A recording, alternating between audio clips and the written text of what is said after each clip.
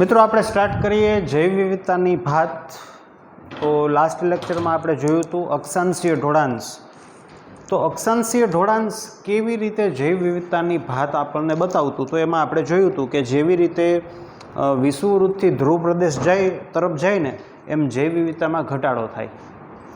એની પાછળના કારણો હતા કે વિષુવવૃત્ત જે છે ને ત્યાં સૌર ઉર્જા સાપેક્ષે વધુ હતી, જેથી વધુ વનસ્પતિ ગ્રોથ પામે, વિવિધ પ્રકારની વનસ્પતિઓનો ગ્રોથ થાય અને તેને અનુલક્ષીને તેને ખાનારા વિવિધ તૃણાહારીઓ જોવે મળે અથવા રીએ, અને તેને અનુલક્ષીને તેને ખાનારા વિવિધ પ્રકારના ઉચ્ચ કક્ષાના માંસાહારીઓ પણ જોવા મળે. બીજું કે વિષુવવૃત્ત જે છે એમાં ઉદ્વિકાસની દ્રષ્ટિએ ચર્ચા કરીએ તો કુદરતી રીતે ઉષ્ણકટિબંધ વિસ્તાર છે ત્યાં જે પર્યાવરણીય આબોહવા છે તે સ્થિર છે, આગાહીસમ છે, જ્યારે સમશીતોષ્ણ કટિબંધ જે છે તેની આબોહવા સ્થિર નથી, આગાહીસમ નથી. હવે બીજી જ આવી એક વાત છે જૈવ વિવિધતાની ભાતની અંદર, જાતિ વિસ્તાર સંબંધ, કે જે જાતિઓ જોવા મળે ને એને વિસ્તાર સાથે સંબંધ છે. બહુ સાદી વાત કરી દઉં તમને, બહુ દેશી વાત છે કે જેમ આપણે અવલોકન ક્ષેત્ર વધારીએ, જેમ આપણે જાજુ ફરીએ, જેમ આપણે વધારે ઘૂમીએ, તેમ આપણને જૈવ વિવિધતા વધુ જોવા મળે. તો બહુ સિમ્પલ વાત છે મિત્રો, આમે સમજી શકાય કે જેમ વધુ ને વધુ એરિયાની ચંપલની દુકાનોમાં ફરીએ તેમ વધુ ને વધુ વેરાયટી ધરાવતા ચંપલ આપણને જોવા મળે. સિમ્પલ. પણ એ અમુક હદ સુધી, જેમ કે ધારો કે આટલો વિસ્તાર છે એમાં અહીંયા દુકાન, અહીંયા દુકાન, અહીંયા દુકાન, અહીંયા દુકાન, અહીંયા દુકાન. હવે જેમ તમે આગળ જાશો એમ તમને ચંપલની વેરાયટીમાં વધુ જોવા મળશે, પણ પછી ચંપલની દુકાનો જ નથી અને તમે પછી આગળ આટા જ માર્યા રાખો તો નહીં. એટલે બહુ સિમ્પલ છે. આપણે કેમ આની પહેલાંનો કન્સેપ્ટ શું હતો કે વિષુવવૃત્તથી ધ્રુવ તરફ જઈએ ને એમ જૈવ વિવિધતામાં ઘટાડો થાય. આ શું કહે છે કે જેમ તમે અવલોકન ક્ષેત્ર વધારો, જેમ તમે જંગલની અંદર વધુ ને વધુ એરિયા ઘૂમશો એમ વધુ ને વધુ જાતિઓ જોવા મળશે, એટલે કે જૈવ વિવિધતા વધુ જોવા મળે. સિમ્પલ. પણ અમુક મર્યાદા સુધી. તમે અહીંથી સ્પેસમાં વયા જાવ તો એમ નહીં, એ હોય એટલું પતી જાય, પછી તમે જાજુ ઘૂમો તો ન મેળ પડે, એમ કહેવાનો મિનિંગ છે કે જેટલી જૈવ વિવિધતા છે એટલો બધો જ એરિયા કવર થઈ જાય, પછી તમે આટા માર્યા રાખો તો તમને પછી તો વધારે જૈવ વિવિધતા ન જોવા મળે એમ. તો જાતિ ને વિસ્તાર સાથે સંબંધ છે. શું સંબંધ છે? તો કે અવલોકન ક્ષેત્રમાં વધારો કરીએ, જેમ જેમ વધુ ઘૂમીએ તેમ જાતિની વિવિધતામાં વધારો થાય અમુક વિસ્તાર સુધી. સમજાઈ ગયું? બહુ સિમ્પલ વાત છે. તો આવું કહેનાર કોણ છે? તો કે જર્મનીના મહાન પ્રકૃતિવિદ પ્લસ ભૂગોળશાસ્ત્રી એલેક્ઝાન્ડર વાન હમ્બોલ્ટે આવું કીધું. એલેક્ઝાન્ડર વાન હમ્બોલ્ટ મૂળ ગામ જર્મની, એનું કાર્યક્ષેત્ર હતું દક્ષિણ અમેરિકાની અંદર વેરાન પ્રદેશમાં. એને અવલોકન કર્યું. કોના ઉપર અવલોકન કર્યું? તો કે આટલી વસ્તુઓ ધ્યાનમાં રાખી કે આવૃતબીજધારી વનસ્પતિઓ, પક્ષીઓ, ચામાચીડિયા, મીઠા જળની માછલી, આ સાહેબ છે ને એ જેમ દક્ષિણ અમેરિકાના જે વેરાન પ્રદેશ છે એમાં જાજુ હાલતા ગયા ને એમ સાહેબને, કે સાહેબને, આ સાહેબને આવૃતબીજધારીની વધુ ને વધુ જાતો, પક્ષીઓની વધુ ને વધુ જાતો, ચામાચીડિયાની વધુ ને વધુ જાતો તથા મીઠા જળની માછલી જે છે એની વધુ ને વધુ જાતો એને જોવા મળી. એટલે અવલોકન ક્ષેત્રમાં વધારો કરીએ તો જૈવ વિવિધતામાં વધારો થાય. બહુ સિમ્પલ વાત છે. ચાલો ધ્યાન આપજો. આનો ગ્રાફ છે.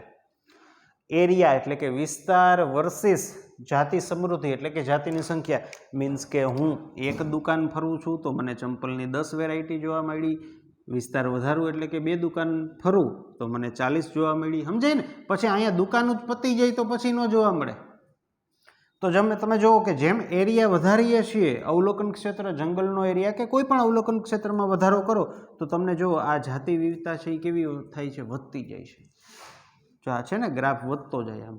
પછી અહીંથી જો કોન્સ્ટન્ટ સીધો થઈ ગયો, અહીંથી પૂરો થઈ ગયો કે હવે પૂરું એમ. જાતિ વિવિધતા જે તે વિસ્તાર હતો એમાં પૂરી થઈ ગઈ એમ. તો એસ પર ટેક્સ્ટબુક આપણે યાદ રાખવાનું છે કે આ જે ગ્રાફ છે ને એનો આકાર છે લંબચોરસ અતિવલય. કેવો? લંબચોરસ અતિવલય. આવો ગ્રાફ મળે. અને કોઈ પણ ગ્રાફ હોય એને તમે જો લોગ સ્કેલમાં દોરો એ વળી શું સમજાવું. હવે અહીંયા વિસ્તારમાં તમે સ્કેલ લીધા હોય 1 2 3 4 5 6 7 8 કિલોમીટર સ્ક્વેરમાં જે પણ હોય, અહીંયા તમે જાતિ લખી હોય 10 20 25 30, તો આ જે સ્કેલ હોય ને એને તમે લોગમાં કન્વર્ટ કરો અને પછી જો તમે દોરો ને તો એ ગ્રાફ સીધો જ આવે. હું વધારે ચર્ચા ન કરી શકું, મેથ્સની આ વાત છે. રેડી? તો જુઓ, હવે તમને થોડીક તો ખબર જ હોય ને, આ બધે તમે ગ્રાફ દોરતા હોય તો y બરાબર mx પ્લસ c ને એવા કંઈક સૂત્રો બધા એપ્લાય કરતા હોય, તો આ જે ગ્રાફ છે ને એનું સૂત્ર છે s બરાબર ca z. સૂત્રનો ઉપયોગ શું થાય? તો કે તમે કોઈ ચોક્કસ જગ્યાએ સીધું જ, જેને કહેવાય કે સૂત્રમાં કિંમત મૂકો તો તમને મળી જાય સીધું જ એમ. એના માટે આ સાદો ઉપયોગ હોય એટલી મને ખબર પડે. તો આ જે લોગવાળી લાઈન છે, આપણે લોગ સ્કેલમાં ગ્રાફ દોરો તો એ સીધો જ આવે. એનું સૂત્ર આ છે log s is equal to log c plus z log a. બરાબર? તો આ બધું ધ્યાન રાખવાનું છે કે s શું દર્શાવે છે? જાતિ સમૃદ્ધિ. a એટલે વિસ્તાર, z એટલે રેખાનો ઢાળ, c એટલે y આંતરછેદ. y આંતરછેદ એટલે આ જગ્યાએ આ y શું થયું એને આંતર. મારા કરતાં તમને વધારે આવડતું હોય. ચાલો, તો ધ્યાન આપજો. હવે z ઢાળ, હું જરાક ટ્રાય કરું તમને મેથ શીખડાવવાની. આ ઢાળ સાચી વાત છે ને? રેડી? જુઓ,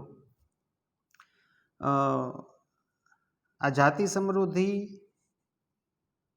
નીચે આટલો આપણને વિસ્તાર દર્શાવે છે.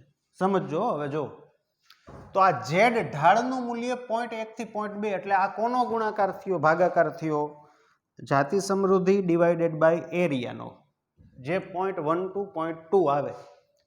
તો જોજો, બ્રિટન છે ને એની અંદર આપણે વનસ્પતિઓ જે છે એની જાતિઓ ગણીએ, એનો ગ્રાફ દોરીએ. આવો બ્રિટનમાં ગયા, વનસ્પતિની જાતિ વર્સિસ એરિયા એનો ગ્રાફ દોરીએ અને એમાં આપણે ઝેડનું મૂલ્ય જોઈએ ને તો એ આપણને આ મળે છે.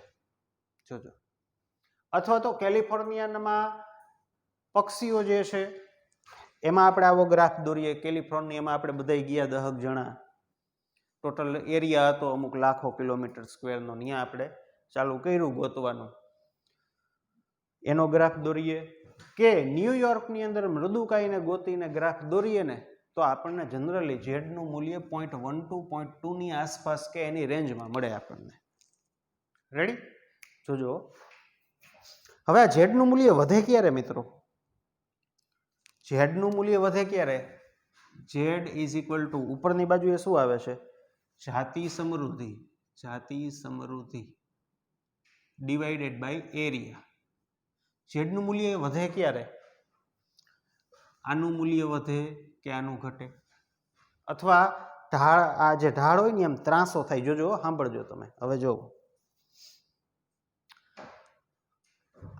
આ વિસ્તાર છે બ્રિટન કે કેલિફોર્નિયા કે ન્યુયોર્ક, એના કરતાં હું મોટો વિસ્તાર લઉં. કેવો વિસ્તાર? મોટો વિસ્તાર. તો વિવિધતા વધે કે ઘટે? વધે ને. જો, પરંતુ જો વિસ્તાર વધારીએ એટલે કે આ નાના એરિયા ઓમ મોટા છે પણ આનાથી પણ મોટા એરિયામાં આપણે અવલોકન કરીએ એટલે કે સમસ્ત ખંડોની ચર્ચા કરીએ, સમસ્ત ખંડ માટે જો આપણે આવો ગ્રાફ દોરીએ તો ઢાળનું મૂલ્ય વધે. ઢાળ ત્રાસો બને. ત્રાસો બને અથવા ઊભો બને. તો આનો મીનિંગ શું થાય? જૈવ વિવિધતામાં વધારો થયો. તમે સમજી જ શકો મેથેમેટિકલી, મારાથી વધારે સારી રીતે. તમને એક્ઝામ્પલ આપ્યું. જો આ વધ્યું ને એ ક્યારે વધે? આ ગ્રાફ છે. હવે આ જ વસ્તુ જો હું બ્રિટન માટેનો ધારો કે હોય, આ વસ્તુ ધારો કે હું કોઈ ખંડ માટે દોરું ને મિત્રો, તો આ ગ્રાફ છે ને આમ આમ આવું થઈ જાય. જો બીજું એક્ઝામ્પલ છે કે ઉષ્ણકટિબંધનો આખો વિસ્તાર છે, એ બધા જ વિસ્તાર માટે જો ફળ ખાનારા પક્ષી અને સસ્તન માટે આવું અવલોકન કરીએ ને તો એનો જે ઢાળ છે એ આપણને 1.15 મળે છે. એટલે જેમ તમે વિસ્તાર વધારો, હવે ધારો કે આખી દુનિયાની ચર્ચા કરી હોય તો આનું મૂલ્ય વધી જાય હજી. સિમ્પલ વાત છે. રેડી? તો આ છે જાતિ વિસ્તાર સંબંધ. એલેક્ઝાન્ડર વાન હમ્બોલ્ટ, જર્મની ગામ, મહાન પ્રકૃતિવિદ, ભૂગોળશાસ્ત્રી, એનું કાર્યક્ષેત્ર આ છે. આટલી વસ્તુઓ ધ્યાનમાં રાખીને એને અવલોકન કે આ બધી એક્ઝામ પોઈન્ટ ઓફ વ્યૂ મહત્વની વાત છે. બરાબર? શું કીધું, આ કીધું, એનો ગ્રાફ, એના સૂત્ર, આપણને કોઈ દાખલા નહીં પૂછે આમાંથી લોગના, બરાબર, પણ એનો મિનિંગ શું થાય દરેક વસ્તુનો એ ખબર હોવી જોઈએ. પછી આ વસ્તુ સમજવાની છે જે લગભગ મારાથી સારી રીતે તમે સમજી શકો છો, મેથેમેટિક્સની કંઈક વાત છે. બરાબર?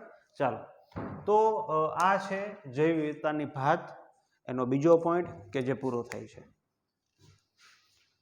તો અક્ષાંશીય ઢોળાંશ અને જાતિ વિસ્તાર સંબંધો એટલે કે ટોટલ જૈવ વિવિધતાની ભાત અહીંયા પૂરી થાય છે. હવે આપણે આગળ જોવાનું છે કે આ જે જૈવ વિવિધતા છે એનું મહત્વ શું નિવસન તંત્રમાં. તો ઘણું મહત્વ છે. જો જૈવ વિવિધતા ઓછી હોય તો નિવસન તંત્ર જે છે એની અંદર એટલા બધા પ્રાણીઓ ન જોવા મળી શકે. અથવા હું તમને પહેલેથી જ ચર્ચા કરું કે કુદરતી રીતે જ પહેલેથી જો જૈવ વિવિધતા ઓછી હોય તો આટલો બધા જેને કહેવાય કે જે ડેવલપ નિવસન તંત્ર છે આટલી બધી જે કાર્યકી છે એ ન જોવા મળે કે સિંહ આને ખાઈને ઓલા આને ખાઈને. આ તો હોય જ બે પ્રકારના ઝાડવા, તો એમાં ક્યાં ઓલા બધા ઉદ્ભવ જ ન થાય. પણ આપણે સમજવાનું છે કે કોઈ નિવસન તંત્ર છે એમાં જો જૈવ વિવિધતા ઘટી જાય તો શું થાય? તો લોચા થાય. બહુ સિમ્પલ છે કે આજે એક નિવસન તંત્ર છે, ધારો કે ગીરનું જંગલ છે, અહીંયા 1500 પ્રકારની વનસ્પતિ જોવા મળતી હોય અને હવે જૈવ વિવિધતા ઘટે, મીન્સ કે 1500 પ્રકારની વનસ્પતિમાંથી ખાલી 50 જ પ્રકારની વનસ્પતિઓ વધે તો લોચા થાય જ ને. શું લોચા થાય? તો કે 1500માંથી 50 થઈ ગઈ તો બાકીની વનસ્પતિ ગઈ, તો એને ખાનારા જે તૃણાહારીઓ હોય અથવા એના ઉપર નભતા કીટકો હોય તો એનું શું? ઈ મરે. ધારો કે કોઈ કીટક મરે તો કીટક ઉપર નભતું પાછું બીજું પ્રાણી મરે, એટલે આખી ચેઇન છે એ શું થાય? ખોરવાઈ જાય. આખી ચેઇન ખોરવાઈ જાય. એટલે જૈવ વિવિધતા છે એ જો ટકે, જૈવ વિવિધતા જો જળવાઈ રહે તો જ નિવસન તંત્ર છે ને એ સ્થાયી બને. નકર એમાં અસ્થાયી થઈ જાય. ચાલો, હવે ખરેખર સ્થાયી નિવસન તંત્ર કોને કહેવાય? અથવા કોઈ વ્યક્તિ છે, હું તમને બીજી રીતે સમજાવું કે કોઈ વ્યક્તિ પૈસા કમાવાની સેચ્યુરેશનને ક્યારે પહોંચ્યો હોય એ કેમ નક્કી થાય? ધારો કે કોઈ વ્યક્તિ એક્સ છે, એની કાબેલિયત છે કે એ વર્ષે ધારો કે 50 લાખ કમાય, તો એ સેચ્યુરેશનને પહોંચ્યો એ કેમ ખબર પડે? તો આપણે એનો દર વર્ષનો સરવૈયો જોઈએ કે ભાઈ 2016માં 50 લાખ કમાણા, 2017માં 55 કમાણા, 2018માં 52 કમાણા, 19માં 51 કમાણા, 20માં 50, 21માં 51. તો એ એને આડે ગાળે રહીએ છે તો મીન્સ કે આપણને ખબર પડે કે ના એ સેચ્યુરેશને પહોંચ્યો.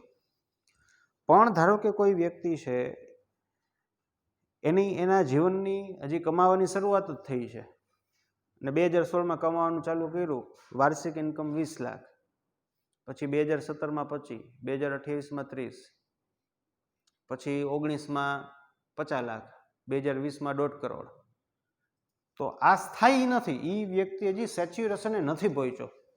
જો કોઈ વ્યક્તિ કોઈ પણ જગ્યાએ સેચ્યુરેશને પહોંચે, ઇવન તમારી અંદર માર્કની ચર્ચા કરીએ, તો એ પછી સ્થિર થઈ જાય. શું થઈ જાય? સ્થિર થઈ જાય. એ રીતે અહીંયા કવિ શું કહેવા માંગે છે કે કોઈ પણ જૈવિક સમુદાય અથવા તો નિવસન તંત્ર છે, નિવસન તંત્ર એ સ્થિર છે એ ક્યારે કહેવાય?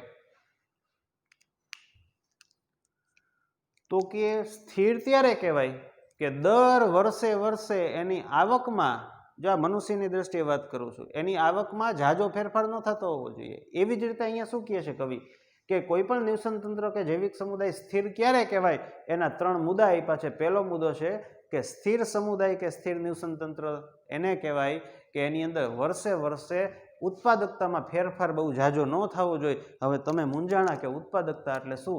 તો દેશી ભાષામાં હું તમને કહું ને, આપણે ચેપ્ટર નંબર 14 નિવસન તંત્રમાં ભણવાનું છે. આમ તો હાવ દેશી ભાષામાં કહું ને, છેલ્લે જ પોઈન્ટે પહોંચાડી દઉં તો વર્ષે જેટલા પ્રાણીઓ જેટલી વનસ્પતિઓ હોય ને એની સંખ્યા અને એનું પ્રમાણ એ એટલું ને એટલું રહેવું જોઈએ. થોડોક ફેરફાર હાલે, વેરિએશન હાલે, પણ બહુ જાજો ન હાલે કે 2019માં હાથી છે એ 50,000 જોવા મળતા અને 2020માં 500 જોવા મળે તો એ જાજો ફેરફાર થાય. એમ નહીં કે 2019માં આંબાના ઝાડ આપણને 50,000 જોવા મળતા અને 2020માં 5,000 જોવા મળે, એમ ના હાલે. 50 ને બદલે 49 હાલે. થોડોક ફેરફાર હાલે, થોડુંક વેરિએશન હાલે. આ મેં તમને સીધું સમજાવી દીધું, બાકી આમાં આડું આવે. ઉત્પાદકતા એટલે વનસ્પતિની પ્રોડક્ટિવિટી. વનસ્પતિની પ્રોડક્ટિવિટી, પ્રકાશ સંશ્લેષણ થઈને એનો ગ્રોથ, એના ગ્રોથ જો અટકે તો એના ઉપર નભનારા પ્રાણીઓ અટકે. એટલે મેં તમને સીધું જ કહી દીધું કે સ્થિર સમુદાય કે સ્થિર નિવસન તંત્રમાં વર્ષે વર્ષે પ્રાણીઓ કે વનસ્પતિઓ જે છે એની સંખ્યામાં, એના પ્રમાણમાં બહુ વધારે ફેરફાર ન થવો જોઈએ, તો એને સ્થિર કહેવાય. બીજું તો કે સમયે સમયે આવનાર અવરોધો હોય, પર્યાવરણીય પરિબળો હોય, વધુ તાપમાન આવી જાય ક્યારેક, કે પૂર આવી જાય, તો એની સામે એ પ્રતિકાર કરવા માટે સક્ષમ હોવું જોઈએ અને સ્થિતિસ્થાપક હોવું જોઈએ. સ્થિતિસ્થાપકનું મિનિંગ શું થાય સમજાવું કે આજે કોઈ નિવસન તંત્રની અંદર પૂરના લીધે કોઈ વનસ્પતિ છે એ મૃત્યુ પામે છે કે એના મૂળિયા બળી ગયા છે, આ છે તે છે, તો સ્થિતિસ્થાપક એટલે શું? પાછું હતું અહીંયા આવી જવું. એટલે કે એ વનસ્પતિઓ પાછી ત્યાં ઉગી શકતી હોવી જોઈએ, પાછી ઉગી જાવી જોઈએ, તો એને સ્થિર કહેવાય. અને ત્રીજો પોઈન્ટ બહુ સારી રીતે સમજાયો છે કે વિદેશી જાતિ સામે અથવા વિદેશી જાતિ દ્વારા થતા આક્રમણ સામે પ્રતિરોધક હોવું જોઈએ. હવે વિદેશી જાતિ એટલે શું? આમ તો આ વસ્તુ આપણે આ જ ચેપ્ટરમાં આગળ આપણે ભણવાની છે કે જૈવ વિવિધતા કેવી રીતે ઘટે છે, જૈવ વિવિધતા નુકસાન થવાના કારણો શું.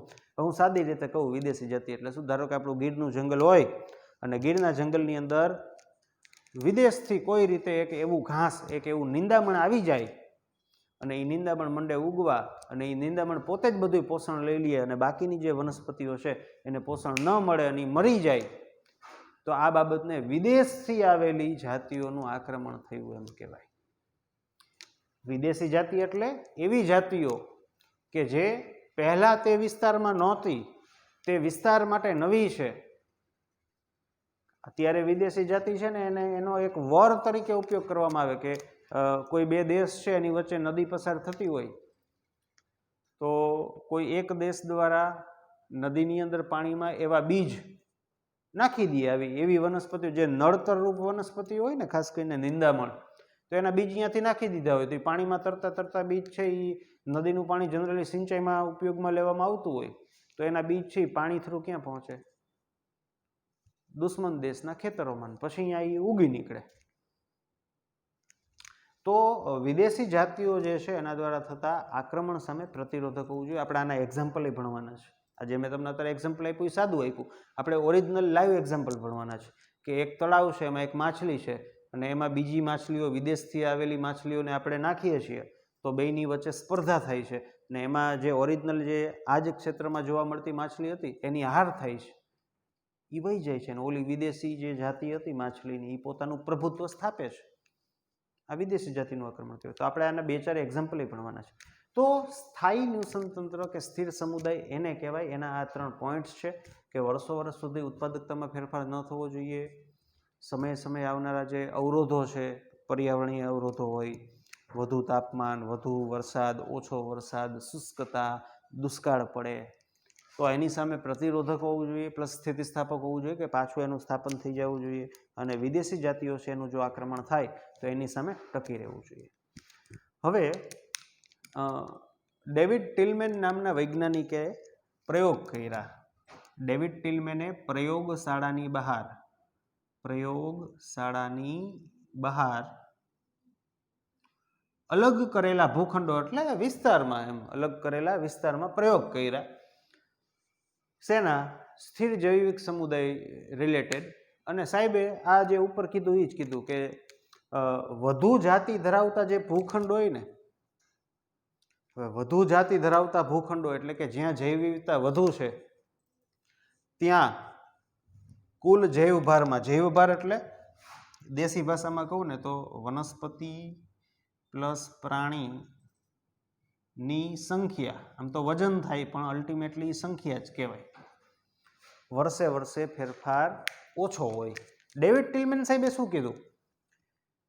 એ કે જે ભૂખંડ, જે વિસ્તારમાં જાતિઓ ઝાઝી હોય તો ત્યાં વર્ષે વર્ષે જે પ્રાણી અને વનસ્પતિની સંખ્યા અથવા તો એની જે ઉત્પાદકતા છે ને એમાં બહુ ઝાઝો ફેરફાર ન થાય.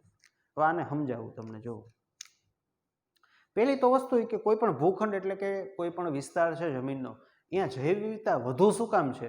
તો કે અહીંયા ફેવરેબલ કન્ડિશન હોય તો જ હોય ને, કે વનસ્પતિઓને પોષક દ્રવ્યો મળી રહે છે, યોગ્ય પ્રકાશ મળે છે, પાણી મળે છે, અને તેથી પ્રાણીઓ ઝાઝા હોય એને ખાવાવાળા. તો આજે કોઈ વિસ્તાર છે ત્યાં વધુ જાતિ કે વધુ જૈવ વિવિધતા જ એટલા માટે છે કે ત્યાં ફેવરેબલ કન્ડિશન છે.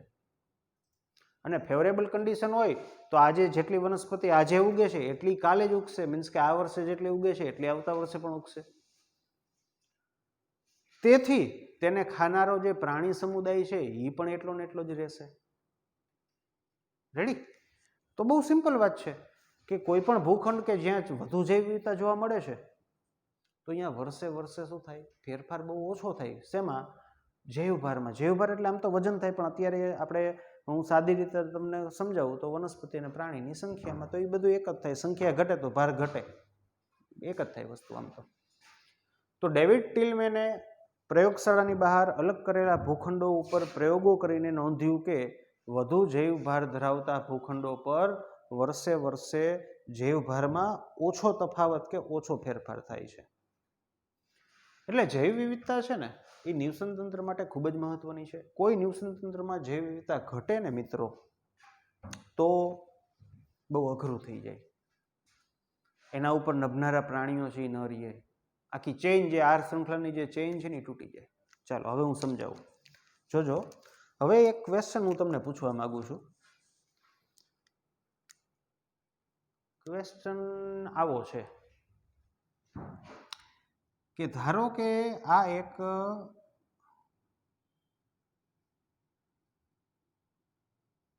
પ્લેન છે. શું છે? પ્લેન.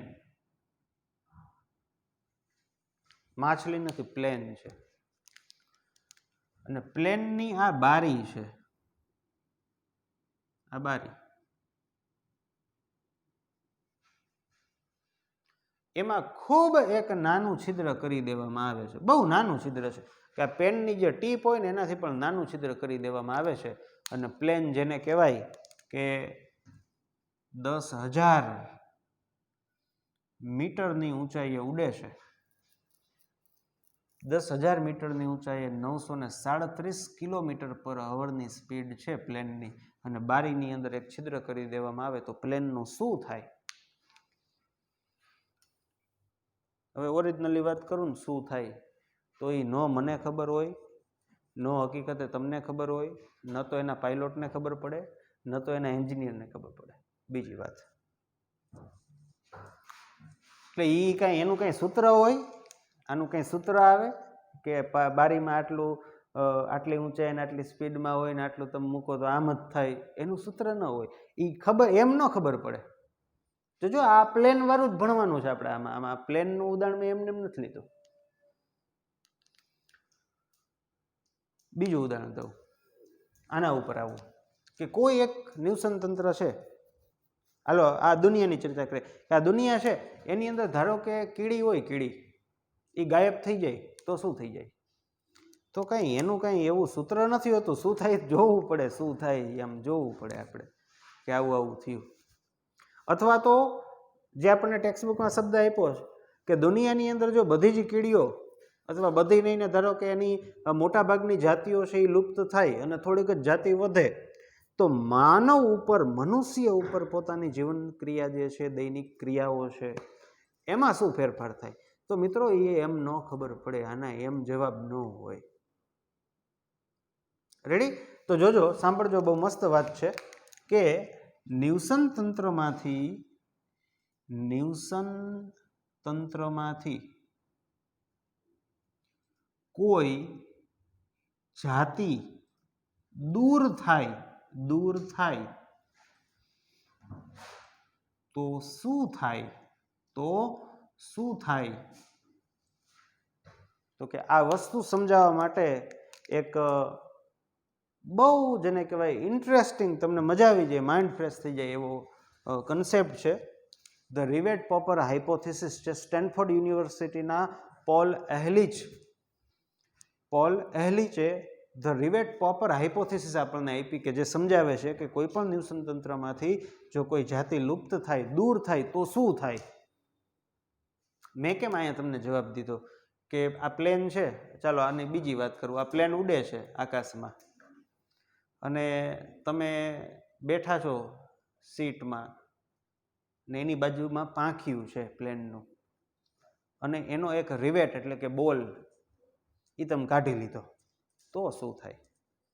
તો એનું કાંઈ નક્કી ન હોય તો શું થાય? તો આવી જ કંઈક વાત છે નિવસન તંત્રમાં, કે નિવસન તંત્રમાંથી કોઈ જાતિ લુપ્ત થાય ને તો એમ શું થાય એમ ન કહી શકાય. તો આજે હું બોલું છું ને એ વસ્તુ સાહેબે બહુ સારી રીતે સમજાવી છે કે નિવસન તંત્રમાંથી જો કોઈ જાતિ દૂર થાય તો શું થાય. તો એના માટે સ્ટેનફોર્ડ યુનિવર્સિટીના પોલ એહલિચે એક આપણને વાદ સમજાવ્યો છે, ધ રિવેટ પોપર હાઇપોથિસિસ. આ વાદ આપણે સમજીશું એટલે આપણને ખ્યાલ આવી જશે કે શું થાય. તો આ વાદ આપણે મિત્રો નેક્સ્ટ લેક્ચરમાં સમજીશું. આ જે વાદ છે એમાં પ્લેનની જ વાત કરવાની છે આપણે. પ્લેનની વાત સાથે જ આપણને સાહેબે સમજાવ્યું છે. તો મળીએ મિત્રો નેક્સ્ટ લેક્ચરની અંદર.